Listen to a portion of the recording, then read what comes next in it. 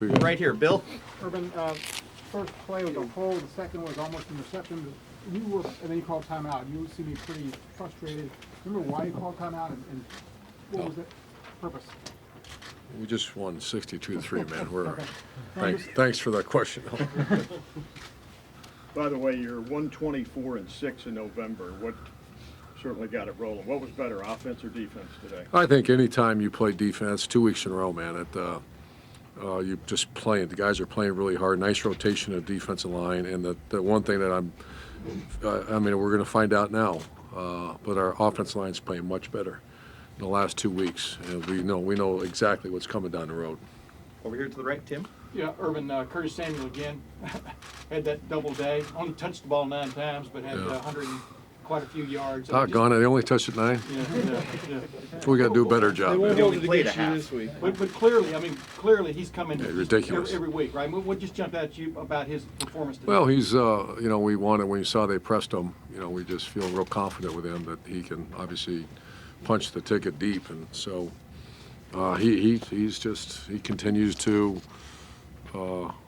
the thing that's so good about Curtis is football smart is unbelievable. So you think about the things he does.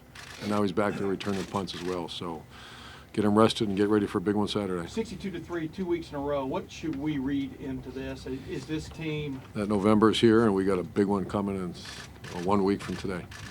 The back there, Ari. Urban, this is 2 weeks in a row, 62-3.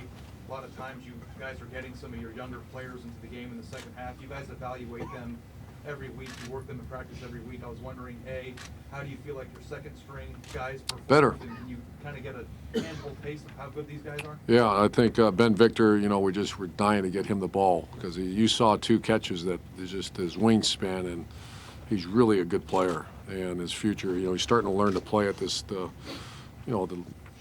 high level of football at the speed that's required and understand the offense. So DeMario and Brandon Bowen's getting better, and then on defense you have some good young players. So yeah, I think anytime you get opportunity to let guys play, we got Mike. Mike's a little beat up, but he could have went more, but we pulled him out. He should be close to 100% this week. Did you daydream about 2018 yet? Daydream. What the things are going to look like in a few years, or are you just trying to win a game? Who's your Heisman candidate, Curtis or JT? Beat Michigan State. Rob. Urban, is Curtis the kind of guy when he's on the other team poses the most problems? Curtis Samuel.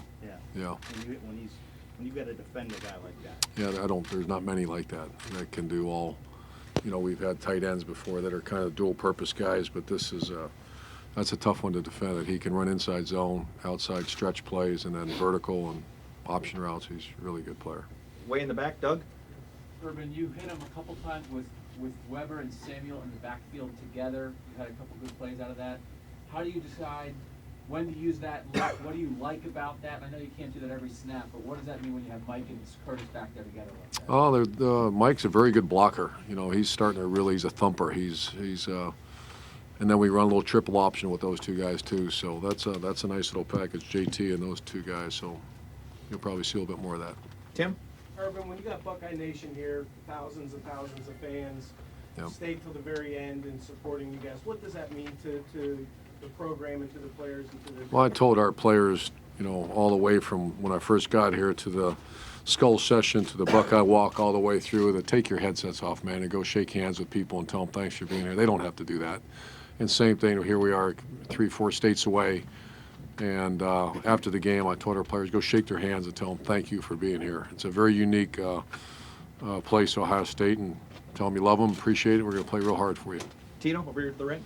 Correct me if I'm wrong, but I believe JT Barrett broke the Big Ten record for, no, not today.